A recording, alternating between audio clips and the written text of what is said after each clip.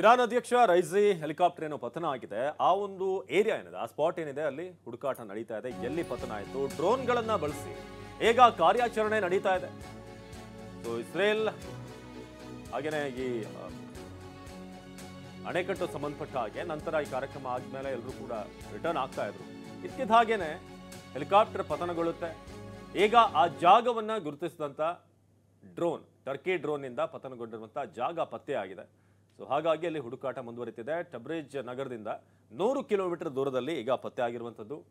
ಅಲ್ಲಿ ಒಂದಷ್ಟು ಹೊಗೆಯಾಡ್ತಿರುವಂಥ ದೃಶ್ಯಗಳು ಕೂಡ ಕಂಡು ಬರ್ತಾ ಇದೆ. ಹಾಗಾಗಿ ಸದ್ಯ ಇಬ್ರಾಹಿಂ ರೈಸಿ ಬಗ್ಗೆ ಮಾಹಿತಿ ಸಿಗಬೇಕಾಗಿದೆ. ಸೊ ಪತನಗೊಂಡಂಥ ಜಾಗಕ್ಕೆ ತೆರಳಿದ ಮೇಲೆ ಮಾಹಿತಿ ಸಿಗುತ್ತೆ. ಸದ್ಯಕ್ಕೆ ಅಪ್ಡೇಟ್ಗಾಗಿ ಎಲ್ಲರೂ ಕೂಡ ವೆಯ್ಟ್ ಮಾಡ್ತಿದ್ದಾರೆ. ಡ್ರೋನ್ ಮೂಲಕ ಎಕ್ಸಾಕ್ಟ್ಲಿ ಎಲ್ಲಿ ಈ ಹೆಲಿಕಾಪ್ಟರ್ ಪತನ ಆಗಿದೆ ಅದನ್ನು ಲೊಕೇಟ್ ಮಾಡಲಾಗಿದೆ, ಒಂದು ಎಲ್ಲಿ ಪ್ರದೇಶದಲ್ಲಿ ಪತನಗೊಂಡಿದೆ ಅಂತ ಹೇಳಿ.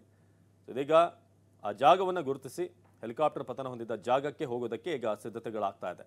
ಸೊ ರಕ್ಷಣಾ ತಂಡ ಇವರೆಗೂ ಯಾವುದೇ ಮಾಹಿತಿಯನ್ನು ಬಹಿರಂಗಗೊಳಿಸಲಿಲ್ಲ ಇಬ್ರಾಹಿಂ ರೈಸಿ ಸಂಬಂಧಪಟ್ಟ ಹಾಗೆ. ಸೊ ನಾವೀಗ ದೃಶ್ಯಗಳನ್ನು ತೋರಿಸ್ತಾ ಇದ್ದೀವಿ. ಡ್ರೋನ್ ಮೂಲಕ ಹೇಗೆ ಈ ಫೈಂಡ್ ಔಟ್ ಮಾಡಲಾಗ್ತಿದೆ ಅಂತ, ಯಾವ ಭಾಗದಲ್ಲಿ ಹೆಲಿಕಾಪ್ಟರ್ ಪತನ ಆಗಿದೆ, ಡ್ರೋನ್ ಪತ್ತೆ ಹಚ್ಚಿದಂಥ ಜಾಗಕ್ಕೆ ಹೋಗೋದಕ್ಕೆ ಈಗ ರೆಸ್ಕ್ಯೂ ಟೀಮ್ ಏನಿದೆ ಅವರೆಲ್ಲರೂ ಕೂಡ ರೆಡಿ ಆಗ್ತಿದ್ದಾರೆ. ಸೊ ಟಬ್ರಿಜ್ ನಗರದಿಂದ ಸುಮಾರು 100 ಕಿಲೋಮೀಟರ್ ದೂರದಲ್ಲಿ ಆ ಒಂದು ಸ್ಪಾಟ್ ಪತ್ತೆ ಆಗಿದೆ. ಎಲ್ಲಿ ಹೆಲಿಕಾಪ್ಟರ್ ಪತನ ಆಗಿದೆ ಆ ಒಂದು ಪ್ರದೇಶ ಒಂದಷ್ಟು ದಟ್ಟವಾಗಿ ಹೊಗೆ ಕೂಡ ಆವರಿಸ್ಕೊಂಡಿರೋದು ಆತಂಕಕ್ಕೆ ಕಾರಣವಾಗಿದೆ.